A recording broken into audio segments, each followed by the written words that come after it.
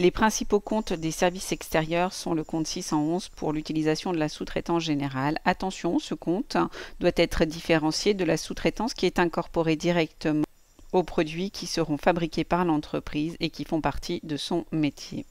Nous avions vu dans ce cas précis l'utilisation des comptes 604 et 605. Autre compte couramment utilisé par les entreprises, le compte 612 de redevance de crédit bail. Il s'agit ici d'une location avec option d'achat à la fin du contrat. Les locations normales sont enregistrées dans les comptes 613. Ces comptes sont le plus souvent soumis à TVA déductible. L'entretien et la réparation des biens meubles et immeubles est enregistré dans les comptes 615. Les assurances prises sur les biens meubles et immeubles s'enregistrent dans les comptes 616. Attention, il n'y a pas de TVA sur les assurances. Lorsque l'entreprise a la nécessité de faire appel à une société d'intérim, elle enregistre la charge dans le compte 621, personnel extérieur à l'entreprise. Cette charge est soumise à TVA déductible. L'entreprise utilise régulièrement le compte 622, rémunération d'intermédiaire, notamment pour les honoraires de son expert comptable. Il s'agit d'une profession libérale.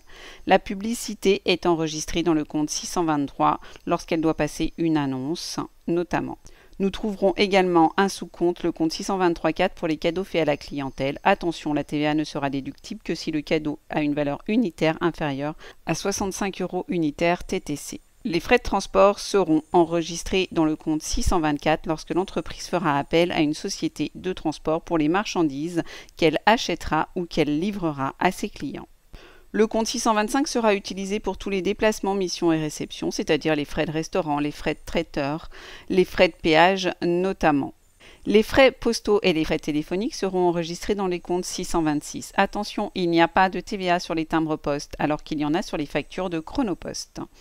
Les services bancaires facturés par notre banque seront enregistrés dans le compte 627. La plupart de ces prestations bancaires n'est pas soumise à TVA.